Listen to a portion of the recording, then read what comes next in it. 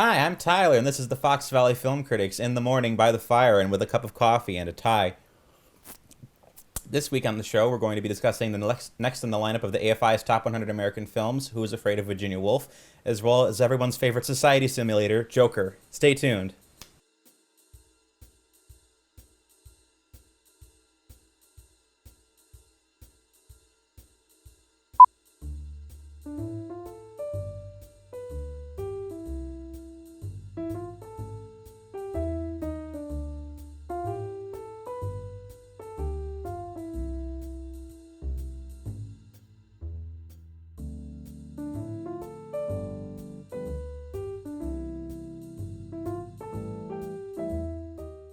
Hello and welcome to the show, brought to you by Groupthink Productions and FVTV. Joining us once again is our insult here, Terry. Hello?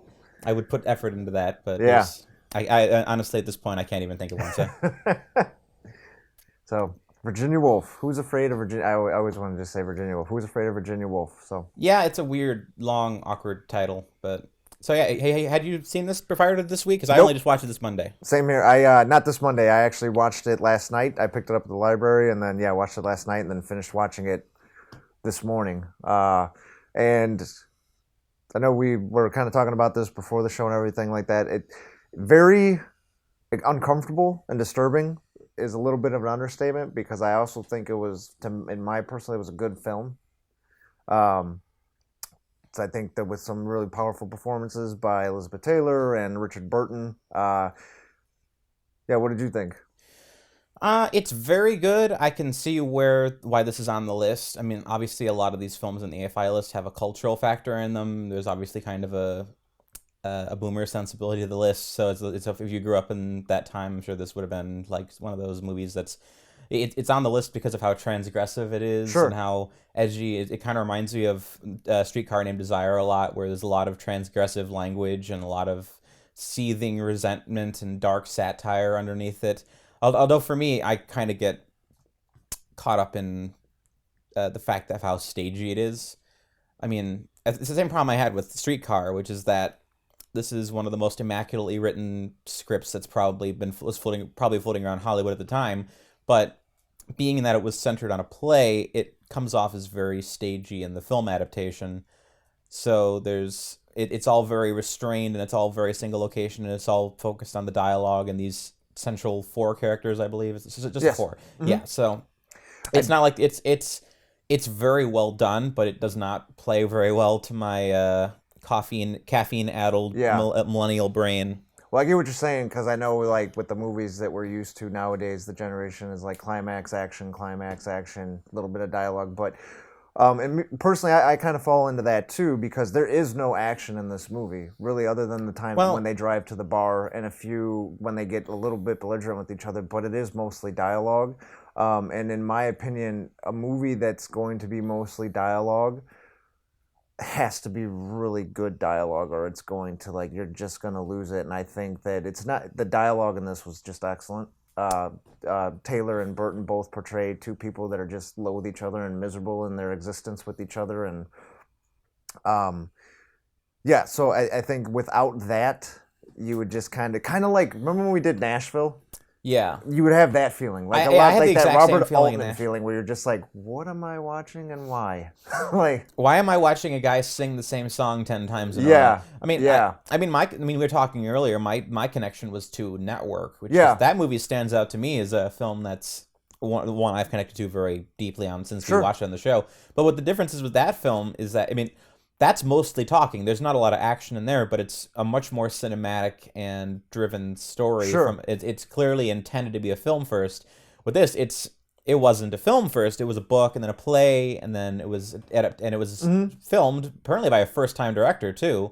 So this was some guy's first attempt in Yeah. Hollywood. So good grief, Yeah. good on him for making it work as well as it did. But it doesn't have the same feeling that you get with Network. And I mean, obviously that might seem arbitrary, but Network to me, they're kind of similar artistically in that they're both satires of then contemporary feelings in the cultural zeitgeist.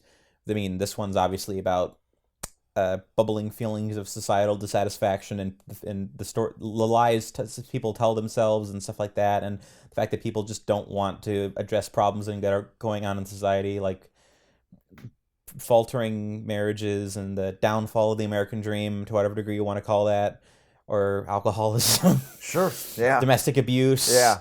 And then Network was obviously, it's just crime and the media getting just torn apart. But Well, the thing too, like what you're talking about with the play thing, and I get that, and I haven't seen too many plays, but the plays that I've seen that I like can be like, so with the movie with Who's Afraid of Virginia Woolf, I think just like a play, it sucks you into the story because and I think what I liked a lot about this movie is it changed in each act. So in the first act,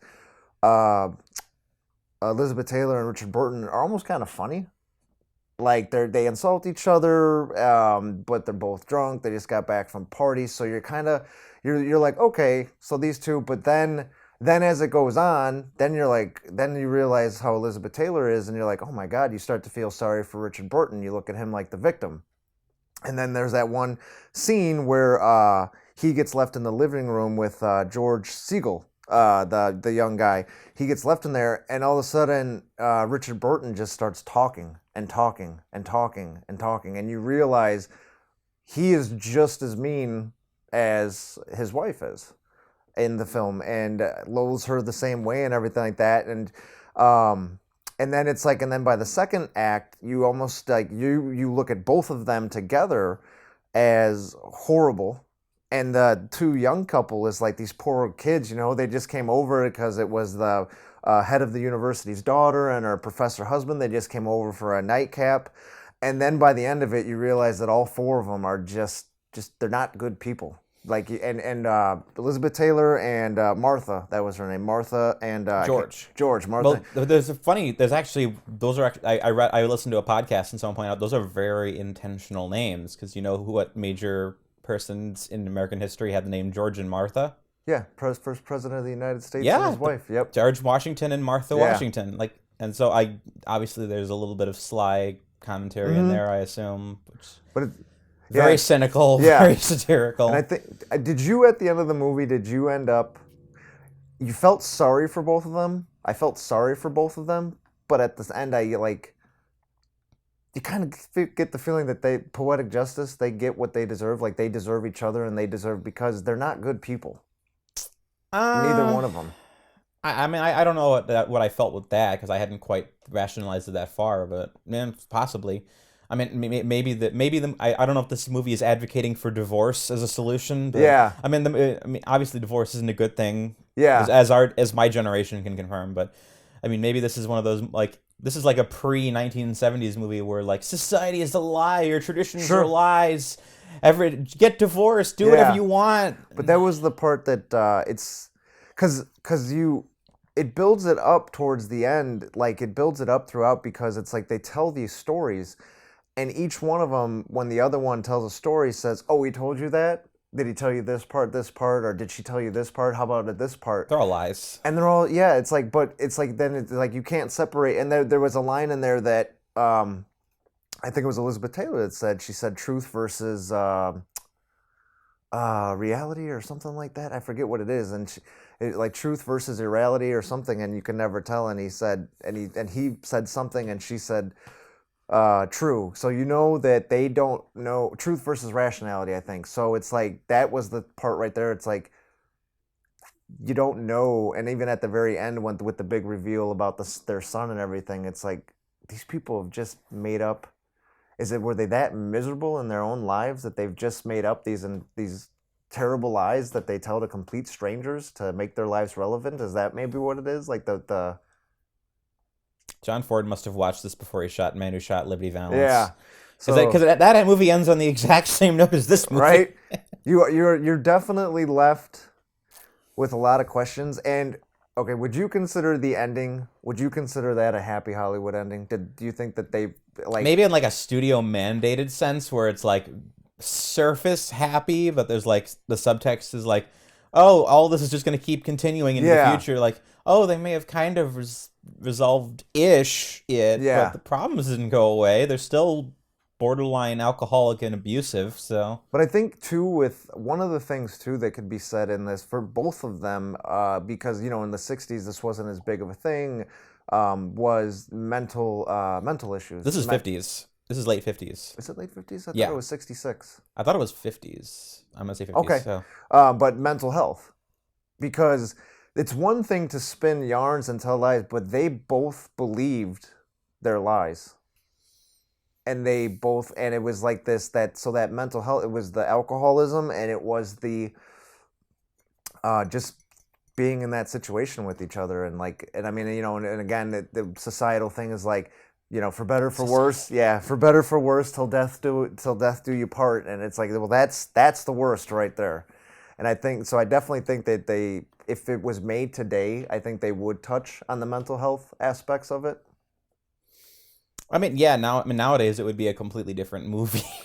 Yes. Now, I could kind of imagine something like this from like Steven Soderbergh or something, where he's just like, we're gonna do a deep psychological breakdown of the emotional faltering of the American family and toxic masculinity or something like that, and then, it would be a completely different kind of thing now. Before we run out, too, I want to ask you about one scene in particular that was, I don't know how well it fit, but the scene with the umbrella gun. What did you think of that? I remember it, but I didn't. It just struck me as them just. I don't know. It's a symbol of their relationship, all fluff and violence, and nothing's actually there. I don't know. Yeah, that could be a good point, because it was just like, when he walked into the closet and he pulls down the thing and you see the rifle, and you're like, is he dreaming this, or is he just thinking about doing it? Because she was belittling him, and it's like, okay, is this the breaking point? Because they make that reference a lot about the snap. That was, that's how fast you go. And then, he comes out with the rifle in front of the guests, and you're like, is he, you're thinking like, is this a dream sequence? And then they all look and scream, and then the umbrella pops out, and it's like, oh, we're drunk, we're having fun. And it's like, yeah. That's all the time we have for this segment. Join us for the following segment. We'll be discussing Joker. Stay tuned.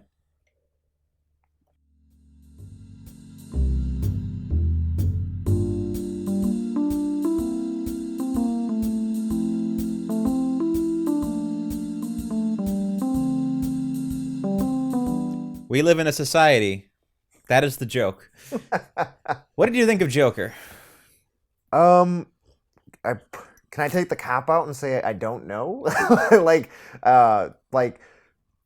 Let's put it this way. I don't know profoundly what I thought of it, but I do know what the movie as a whole was good. I think Joaquin Phoenix did a really good job. It definitely solidified his claim as one of the better actors of our generation. But so I'll just let the cat out of the bag. I going into this, you think Joker, and I grew up when Joker, the original Joker, Jack Nicholson. Well, not the original, but for my generation, Jack Nicholson and Tim Burton's Batman. So you think that, but what this is somebody becoming I think the persona of Joker. I don't think this is Joker from the Batman. I would not call this a canon representation of Joker. I would call this an alternative story that's using Joker to kind of tell the story it wants to tell. Yeah. It's its own thing. It's not DC Comics related. No. Although there might be a sequel supposedly, so. Yeah, and I know, Todd Phillips he's a big Scorsese fan, but this was basically Taxi Driver if Travis Bickle dyed his hair green and wore makeup instead of the mohawk and the glasses. And it's also Rupert Pumpkin from King of Comedy. So yeah, so I get the ties, and I know that those, from reading your review, that Todd Phillips, that's King of Comedy is one of his favorite movies. If it's one of his biggest influences, definitely. Yeah. So the movie as a whole, I think that I think that it's got more hype than it's actually worth, if that's the right thing to say. I think that the things that were put in this movie have been done before, but with what's going on in America today, people were all up in arms about, this is going to cause... Same thing when Spike Lee came out with Do the Right Thing. This will cause riots. Nothing like that ever happened. And nothing like that happened with Joker. I know people extra police presence in movie theaters because they thought things were going to happen. It's a very good take on the way society looks at the less fortunate, but it's been done before. I mean, this movie's reputation precedes it at this point. I mean, it's been out, what, a month and a half? Mm-hmm. And the movie's already been. I've seen reviewers go everything from it's the worst wannabe Scorsese remake ever to it's the best blockbuster Hollywood film since The Empire Strikes Back. I Good mean, God, people have such. that is the gamut of. Yes, that is the. this might be the most interesting Hollywood film like as a phenomenon we've seen in a long time because it's now crossed the $1 billion mark. Sure. It's one of like 40 films ever to hit the billion mark. It's clearly resonating about some aspect of modern life where people are feeling isolated and feel like that the world around them is just being cruel to them to some degree. And Sure. but I don't know how what I would call it as a movie in and of itself. It's very interesting. It's very unique. It's insanely unsettling to watch. Sure. I don't know if I even want to rewatch it again just because Joaquin Phoenix is so uncomfortable to watch the entire time. Like, I can't imagine wanting to watch this as a comfort viewing. And I like mean-spirited and cruel and violent movies. Like, I'll watch movies and other people will come in their room and be like, oh, that's unsettling and gross. I'm like, I know, it's great. I want a movie that makes me feel something, and this movie just... I don't think I've seen a blockbuster film that's made me feel this uncomfortable consistently before. And I think that's a good point, too, because you want something good to happen to this guy, and I think that's like the old Hollywood feeling. Like, it's like, when is this poor guy going to catch a break? But Todd Phillips doesn't give you that. Like, he never catches it. Even when you think he's going to catch a break by going on to the talk show with Robert De Niro, like, you're like, oh, okay, so this is when...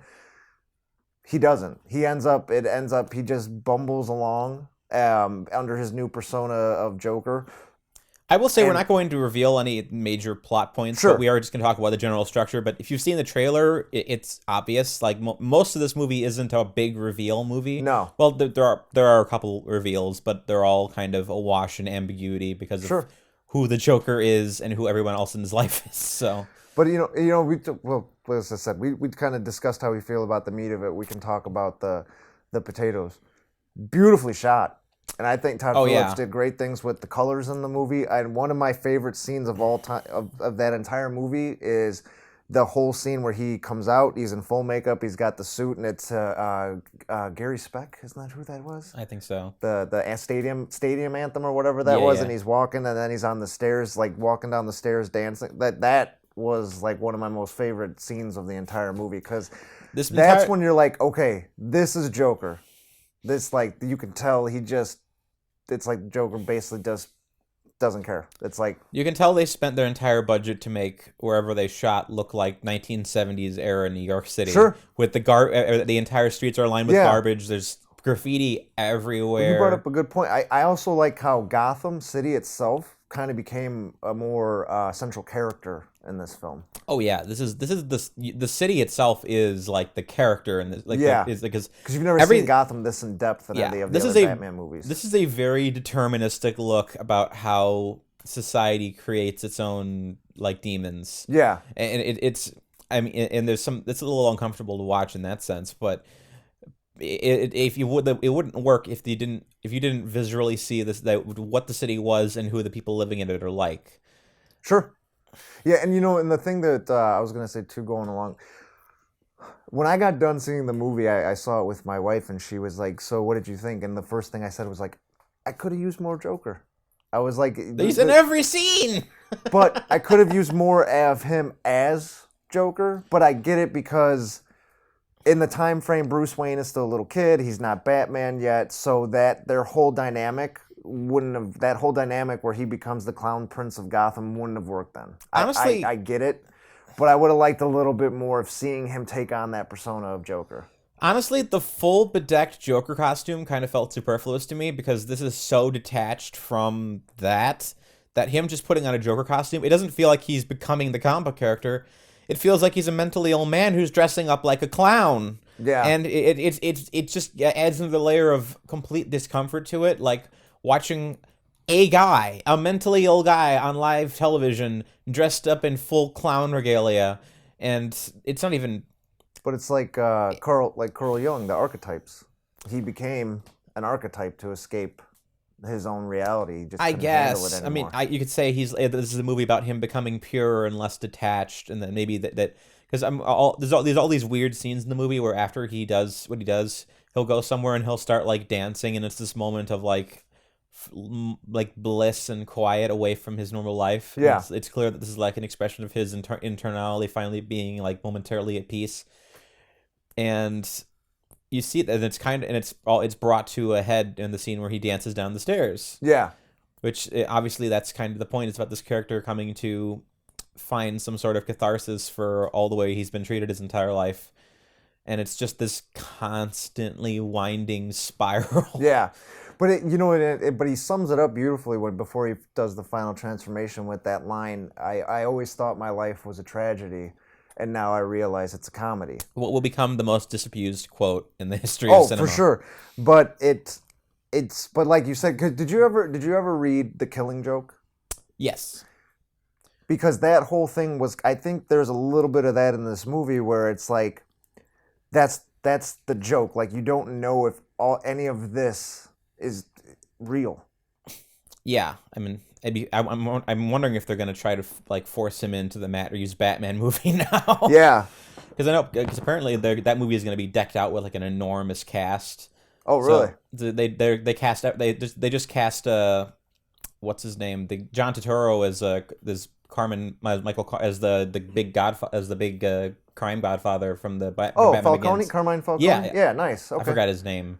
But yeah, that movie is gonna have the hugest cast. So I'm Okay. like, they're gonna fast track a sequel immediately after with Joaquin as Joker. But it probably won't be. They can't do that though. Can they? Like, they can. It's Hollywood, but it's like, because that was the other question I had. When you see this, Joaquin Phoenix is what age is he supposed to play? They never say. Oh, his mom is like 50s, 60s, so I guess it's implied that he's in his 30s, but he looks like a 50-year-old man the whole time. See, and that's the thing. That's just bad cast. That's just the casting problems. It's not. Yeah, because if they make him the Joker, so technically he's going to be 60. By the 60s, by the time Bruce Wayne becomes Batman, because Bruce Wayne didn't become Batman until his mid to late 20s, I think. I mean, I think the version they're doing with Matt Reeves, he's supposed to be like early teens Batman. So it could be. I mean, who knows how that's going to play out. I mean, I don't want to spoil the ending of this movie. Because a lot of people said that was extremely fan servicey, but I thought it was kind of interesting the way they juxtapose it with the final moment. So there's more going on in that final moment than I think people are giving it credit for. But yeah, especially if you follow Batman lore from the DC comic side, I think that was kind of a nod to that. That's all the time we have for this discussion. Join us for the final segment where we'll be getting this week's movie recommendation. Stay tuned.